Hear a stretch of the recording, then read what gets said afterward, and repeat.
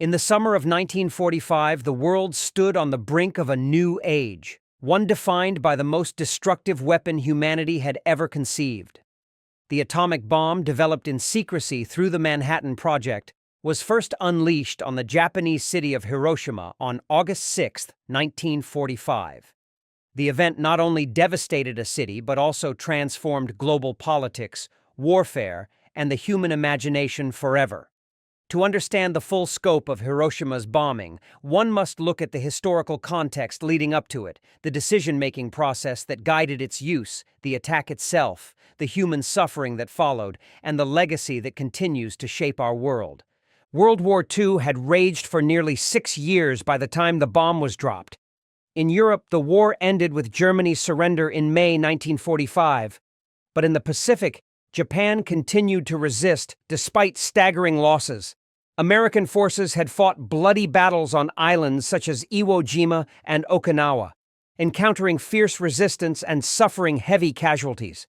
Japan's military leaders, though facing inevitable defeat, were determined to continue fighting, partly in the hope of negotiating favorable surrender terms and partly out of loyalty to a militaristic code of honor that rejected capitulation. American planners were deeply concerned about the prospect of a full-scale invasion of Japan's home islands. Operation Downfall, the planned invasion, was expected to cause catastrophic casualties on both sides. Estimates varied, but some projections suggested that American losses could reach 500,000, while Japanese civilian and military deaths might climb into the millions. With these figures in mind, U.S. leaders were eager for an alternative means of forcing Japan's surrender. Meanwhile, since 1939, the United States had been secretly developing nuclear weapons through the Manhattan Project. Sparked by fears that Nazi Germany might build such a weapon first, the project brought together the world's leading physicists, including Robert Oppenheimer, Enrico Fermi, and Niels Bohr. It mobilized enormous resources across multiple sites, most famously Los Alamos in New Mexico, Oak Ridge in Tennessee, and Hanford in Washington. By mid-1945, the project had borne fruit. On July 16th, the United States successfully detonated the first atomic device, the Trinity test, in the New Mexico desert. The explosion was so powerful that it turned sand into glass, produced a mushroom cloud rising into the stratosphere, and left even hardened scientists stunned at the destructive potential of their creation. Oppenheimer famously recalled a line from the Hindu scripture, the Bhagavad Gita. "Now I am become death, the destroyer of worlds." With proof that the bomb worked, the U.S. government faced the grave question of how to use it. President Franklin D. Roosevelt had died in April 1945, leaving Harry S. Truman to make the decision. Truman, relatively inexperienced in foreign affairs, relied heavily on his military and scientific advisors. By late July, Truman had received confirmation of the successful Trinity test while meeting with Allied leaders at the Potsdam Conference in Germany. Confident in America's new weapon, Truman issued the Potsdam Declaration on July 26, demanding Japan's unconditional surrender or face prompt and utter destruction. Japan, however, did not respond positively, and the government chose silence rather than acceptance. Some Japanese leaders still hoped to broker a negotiated peace through Soviet mediation, unaware that the Soviet Union had already promised the Allies to enter the war against Japan. Within Truman's administration, there was little debate about whether the bomb should be used. The Manhattan Project had cost over $2 billion, and many felt that demonstrating its power was the only justification for such an investment. Furthermore, dropping the bomb offered a way to end the war quickly and avoid the massive casualties expected in an invasion.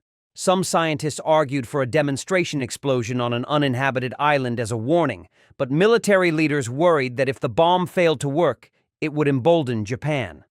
Ultimately, Truman approved the use of atomic bombs on selected Japanese cities. The choice of Hiroshima was deliberate. American planners had compiled a list of potential targets. Kyoto, an ancient cultural center, was initially considered but was removed because U.S. Secretary of War Henry Stimson, who had visited the city, insisted it was too culturally significant to destroy. The final list included Hiroshima, Kokura, Niigata, and Nagasaki. Hiroshima was selected as the primary target because it was a major military hub, housing the Second Army headquarters, which commanded the defense of southern Japan.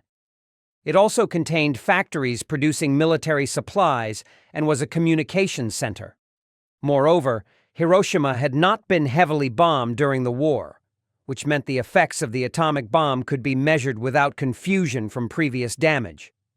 Its geography, a relatively flat area surrounded by hills, also made it ideal for maximizing the bomb's blast effect. In the early morning of August 6, 1945, a B-29 Superfortress bomber named the Enola Gay, piloted by Colonel Paul W. Tibbets, took off from Tinian Island in the Mariana Islands.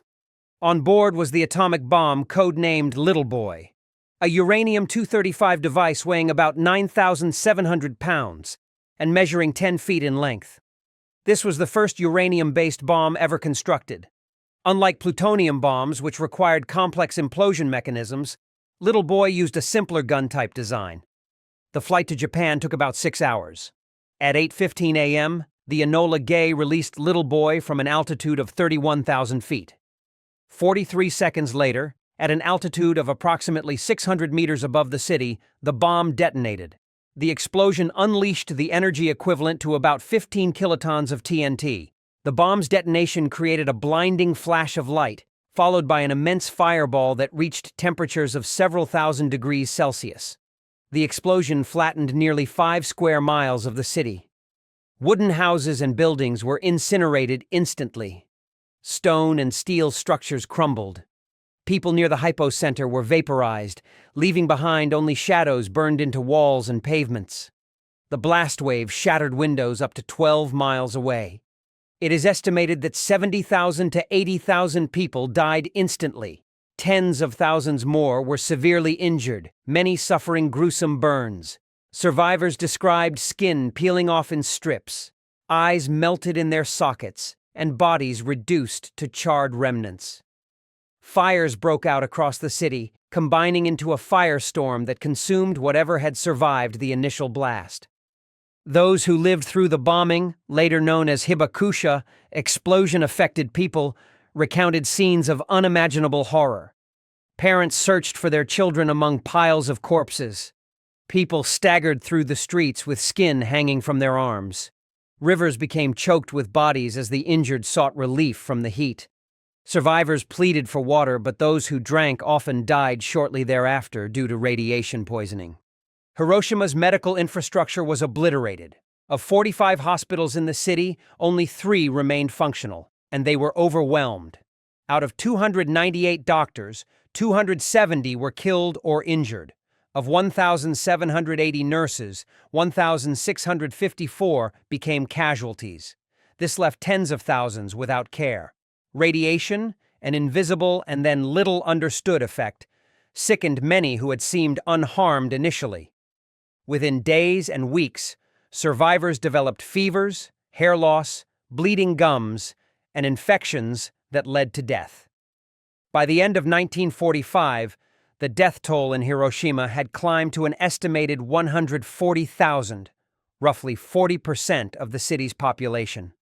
At first, Japanese officials were bewildered. They knew Hiroshima had been bombed, but they did not understand the nature of the weapon. Initial reports suggested that a single bomb had destroyed the entire city, something unprecedented in warfare. When President Truman announced on August 6th that the United States had used an atomic bomb, Japanese scientists confirmed that it was indeed a nuclear weapon. Despite this revelation, Japan's Supreme War Council was divided.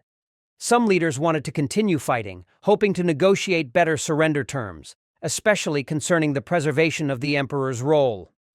Others recognized that the atomic bomb represented an existential threat. While the debate continued, the United States struck again.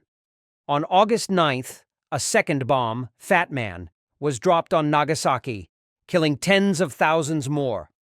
The combined shock of the 2 atomic bombings, along with the Soviet Union's entry into the war against Japan on August 8th, finally forced Japan's hand. On August 15th, 1945, Emperor Hirohito addressed the nation by radio, marking the first time most Japanese had ever heard his voice. In his announcement, he explained that Japan must endure the unendurable and accept surrender to avoid total extinction. On September 2nd, aboard the USS Missouri in Tokyo Bay, Japan formally signed the Instrument of Surrender, bringing World War II to an end. The suffering in Hiroshima did not end with the war. Radiation exposure caused long-term health problems, including leukemia, cancers, and cataracts. Children born to survivors faced higher rates of birth defects. Survivors endured lifelong stigma within Japanese society, as many people feared they were contagious or cursed. In the decades following, the Hibakusha became powerful voices for peace, sharing their experiences to warn the world about the dangers of nuclear weapons. Hiroshima itself was slowly rebuilt. In 1949, it was designated a city of peace by the Japanese government. The Hiroshima Peace Memorial Park was established, centered on the remains of the Genbaku Dome, the only structure left standing near the hypocenter. The dome was later preserved as a UNESCO World Heritage Site, symbolizing both the horrors of nuclear war and the resilience of survivors. The bombing of Hiroshima had profound consequences for international relations and the development of nuclear weapons. It ushered in the nuclear age, as the Soviet Union accelerated its own atomic program, testing its first bomb in 1949. The Cold War became defined by the nuclear arms race, with the United States and Soviet Union stockpiling thousands of weapons. For decades, humanity lived under the shadow of potential nuclear annihilation. Historians continue to debate the necessity of the bombings.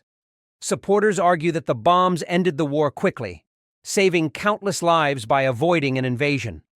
Critics contend that Japan was already near surrender and that the bombings were intended more as a demonstration of power, particularly aimed at intimidating the Soviet Union. The ethical question, whether the mass killing of civilians can ever be justified, remains one of the most contentious in modern history. The bombing of Hiroshima was more than a military action. It was a turning point in human history. It demonstrated the terrifying power of nuclear weapons and introduced a moral reckoning that endures to this day. For the people of Hiroshima, it meant unimaginable loss and suffering. For the world, it meant a new age of warfare, diplomacy, and existential fear. Nearly 8 decades later, Hiroshima stands not only as a reminder of destruction but also as a beacon for peace, urging humanity never to repeat the mistakes of the past. Thanks for watching this edition of History Files, and do remember to subscribe to the channel or follow the page for more historical videos.